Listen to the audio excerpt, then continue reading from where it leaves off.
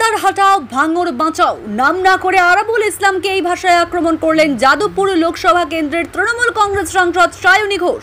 যারা নির্বাচনের সময় দলের পিঠে ছুরি মেরেছে তাদেরকে শনাক্ত করুন। পরে তো পরে আইএসএফ পরে, বিজেপি পরে, সিপিএম পরে, আগে তৃণমূলের মধ্যে যারা করেছে তাদেরকে শনাক্ত করুন। যারা শওকত মোল্লার সামনে বলেছে যে দাদা তোমার সাথে আছি, তুমি এগিয়ে চলে যাওয়ার পরে বলেছে কে শওকত মোল্লা চিনি না, আমি এখানকার বড় নেতা, তাদেরকে শনাক্ত করুন, তাদেরকে আগে বার করুন। গদ্দার হাটাও ভাঙর বাঁচাও, গদ্দার হাটাও ভাঙর বাঁচাও। সিপিএম, বিজেপি, আইএসএফ এরা পরে হবে, আগে নিজের দলের ভেতরে যে গদ্দার গুলোকে আছে তাদেরকে শনাক্ত করতে হবে, তাদেরকে ছুঁড়ে ফেলতে হবে। তবে কি 1 লাখ কেন, ভাঙরের মানুষ দু হাত ভরে আশীর্বাদ করেছে। রবিবার 5 বিধায়ক 1 সাংসদ নিয়ে ভাঙড়ের বিজয়গঞ্জ বাজারে কর্মী সভা করে শওকত। সেখানেই বক্তব্য রাখতে গিয়ে শওকত মোল্লা বিরোধীদের এভাবেই আক্রমণ করেন সায়নী। কদিন ধরে ভাঙড়ে শওকত ও আরাবুল গোষ্ঠীর মধ্যে প্রকাশ্যে এসেছে তৃণমূলের গোষ্ঠীদ্বন্দ্ব। জেল মুক্তির পর সরাসরি শওকত মোল্লাকে হরমাদ বলে কটাক্ষ করেছেন আরাবুল ইসলাম। তারপরেই শওকত মোল্লার ডাকে এদিনের এই সভা। সেখান থেকে উপস্থিত বিধায়ক ও সাংসদ একের পর এক আরাবুল গোষ্ঠীকে হুঁশিয়ারি দেয়, যা ভাঙড়ের রাজনৈতিক প্রেক্ষাপট নিয়ে যথেষ্ট গুরুত্বপূর্ণ। ভাঙড়ে তৃণমূলের শত্রু তৃণমূল কেন হবে? ঘরের শত্রু বিভীষণ বলে একটা কথা আছে, জানেন তো? আমরা সবসময় বলি যে ফিল্টারটা বাইরে থেকে করার আগে ভেতর থেকে করতে। মানুষের চোখে মুখে যেটা আছে সেটা যে অন্তরে থাকতে হবে তার কোনো মানে নেই। কাজে তৃণমূলের কাছে এটাও চ্যালেঞ্জ, যেরকম বিজেপি, আইএসএফ, সিপিএম এর সঙ্গে লড়াই করতে হবে। যদি তৃণমূলে এমন কোনো এলিমেন্ট থাকে যারা পরোক্ষভাবে বা প্রত্যক্ষভাবে দলকে ক্ষতিগ্রস্ত করার চেষ্টা করছে, তাদের বিরুদ্ধে ব্যবস্থা নিতে হবে। নাম করে শওকত মোল্লার বদনাম করার চেষ্টা করছেন আরাবুল, কি বলবো? দল বিরোধী কাজ বলবো।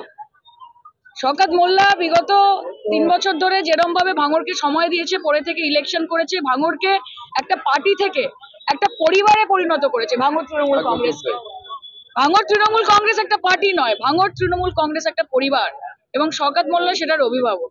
কাজে ভাঙড়বাসীর কাছে শওকত মোল্লার কি অ্যাকসেপ্টেন্স, সেটা যদি অন্য কারোর মেনে নিতে কষ্ট হয় তাহলে সেটা তার সমস্যা। শওকত মোল্লাকে হারমাত করলেন আরাবুল। এখন উনি কি বলছেন না বলছেন সেটা নিয়ে আমি মন্তব্য করতে চাই না। ভাঙড়ের মানুষ শওকত মোল্লা, মমতা ব্যানার্জি, অভিষেক ব্যানার্জি এবং ভাঙড় তৃণমূল কংগ্রেসের উপর আস্থা রেখেছেন।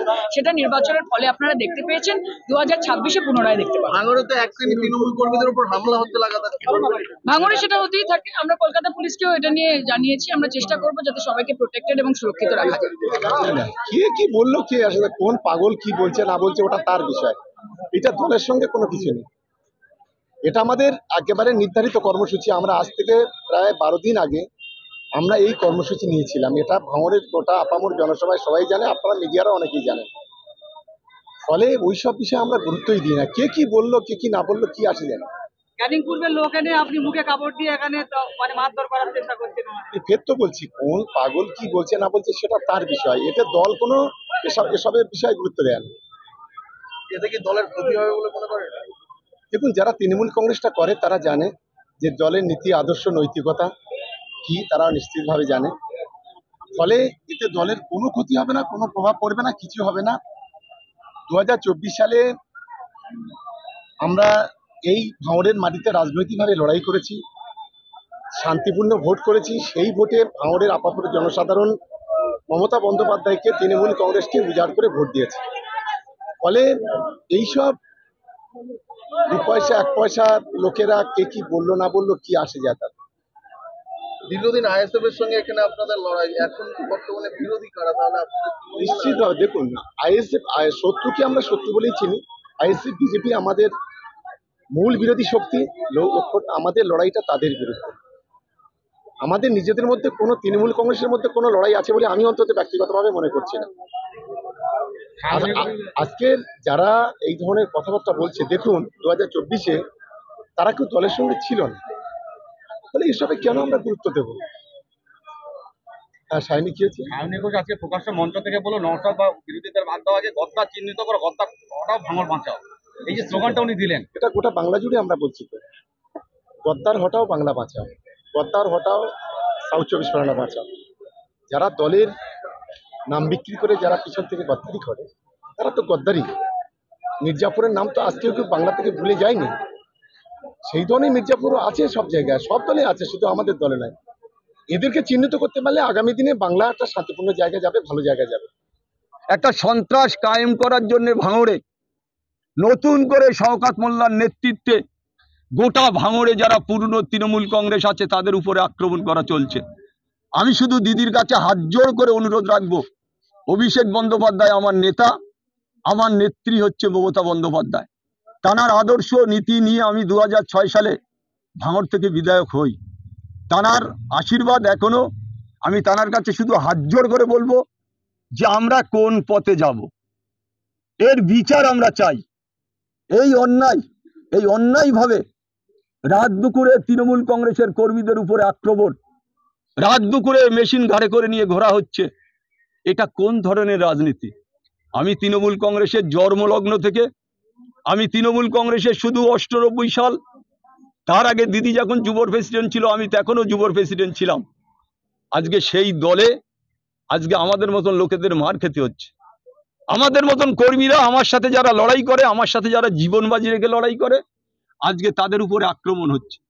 সম্পূর্ণভাবে আমি করতে পারি না। আমার ভাঙড়ে যেসব ছেলেরা আছে, আমি বললে 10 মিনিটে এইসব বাবুরা কোনো জায়গা থেকে আর বেরোতে পারবে না। যথেষ্ট ছেলেরা আছে।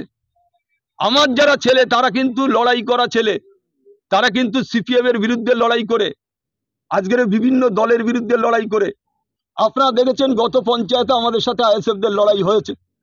আমি যে কোনো সময় খুন হতে পারতাম, আমার ছেলে হাকিমুল খুন হতে পারতো, খাদিজা খুন হতে পারতো, সেদিন যে অবস্থা ছিল।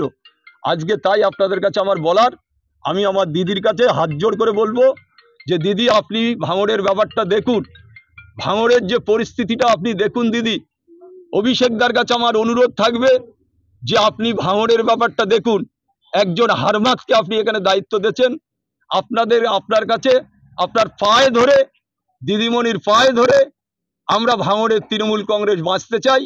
আমরা তৃণমূল কংগ্রেস, আমি যতদিন বেঁচে থাকবো, আমি দিদির পা ছুঁয়ে শপথ করে এসেছিলাম 2006-এ।